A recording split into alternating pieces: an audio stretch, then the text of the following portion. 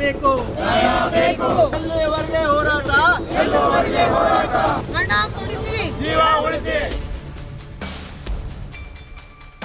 ಬೇಕು ಎಲ್ಲಿವರೆಗೆ ಹೋರಾಟ east or west east or West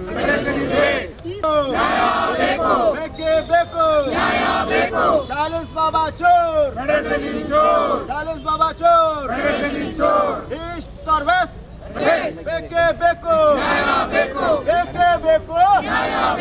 ಎಲ್ಲಿವರೆಗೆ ಹೋರಾಟ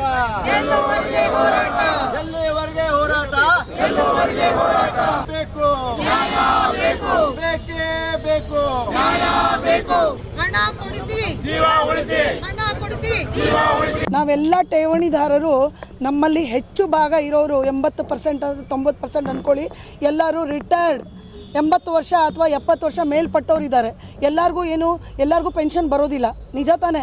ಆಮೇಲೆ ಅವರು ಅದಕ್ಕೋಸ್ಕರ ಏನು ಮಾಡಿದ್ರು, ಏನೋ 2 ಕಾಸು ಹೆಚ್ಚಿಗೆ ಬರುತ್ತಲ್ಲ, ಒಂದು ಸ್ವಲ್ಪ ನಮ್ಮ ಜೀವನದಲ್ಲಿ ಅನುಕೂಲಗಳಾಗುತ್ತಲ್ಲ ಅಂತ ಹೇಳಿ ತಮಗೆ ಬಂದಿದ್ದು FD ಇರ್ಬೋದು, PF ಇರ್ಬೋದು, ಅವನ್ನೆಲ್ಲ ತಂದು ಇಲ್ಲಿ ಇಟ್ಟಿದ್ರು. ಯಾಕಂದರೆ ಸಾಧುನವರು ಅಂದರೆ ಒಂದು ಸ್ವಲ್ಪ ಒಳ್ಳೆ ವ್ಯಕ್ತಿ ಇದ್ದಾರೆ, ತುಂಬ ವರ್ಷದಿಂದ ಇದನ್ನು ನಡ್ಸ್ಕೊಂಡು ಬರ್ತಿದ್ದಾರೆ ಅನ್ನೋ ಒಂದೇ ಒಂದು ಕಾರಣಕ್ಕೆ ನಾವು ಇಟ್ವಿ. ಆದರೆ ಇವರು ಒಂದೇ ಸಾರಿ ನಮ್ಮನ್ನು ಕೆಳಗಿಳಿಸ್ಬಿಟ್ರು. ಸೊ ನಾವು ಈ ಗತಿಗೆ ಬಂದಿದ್ದೀವಿ ಅಂದರೆ ಅದಕ್ಕೆ ಕಾರಣ ಅವರೇ. ನಾವು ಬೀದಿಗೆ ಬಂದು ನಿಂತಿದ್ದೀವಿ. ಈಗ ನಾವೇನು ಮಾಡ್ತಿದ್ದೀವಿ, ಏನು ಮಾಡ್ಬೇಕು ಹೇಳಿ. ಒಂದು ಪಾಪ ರಿಟೈರ್ಡ್ ಆದವ್ರನ್ನ ಇಲ್ಲಿ ಬಂದಿದ್ದಾರೆ ನೋಡಿ, ಬೇಕಂದ್ರೆ 80 ವರ್ಷ ಅವರಿಗೆ ಈಗ ಮೊದಲನೇ ಕಾಣಿಕೆ ಫೆಡರೇಷನ್ ಅವರು ನಮಗೆ ಮಾಡಿರೋ ಗನಂದಾರಿ ಕೆಲಸಕ್ಕೆ ನಮ್ಮಿಂದ ಒಂದು ಕಾಣಿಕೆಯನ್ನು ತಂದಿದ್ದೀವಿ.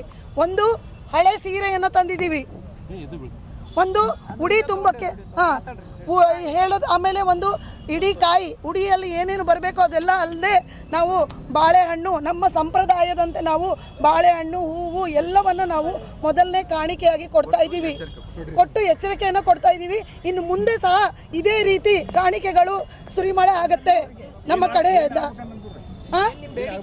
ನಮ್ಮ ಬೇಡಿಕೆ, ನಮ್ಮ ಹಣ ನಮಗೆ ಬಡ್ಡಿ ಸಮೇತವಾಗಿ ನಮಗೆ ವಾಪಸ್ ಬರಬೇಕು. ಯಾಕಂದರೆ ನಮಗೆ ಜಾಗ ಬೇಡ, ನಾವು ಹಣ ಇಟ್ಟಿದ್ದೀವಿ, ನಮಗೆ ಹಣ ಕೊಡಿ. ನಮಗೆ ಏನು ಕೊಡಬೇಕೋ ನ್ಯಾಯಯುತವಾಗಿ ಅದನ್ನು ಕೊಡಿ. ನಾವು ನ್ಯಾಯಯುತವಾಗಿ ಹೋರಾಟ ಮಾಡ್ತಿದ್ದೀವಿ. ನನ್ನದೇ ಈಗ 44 ಲಕ್ಷ ಇದೆ.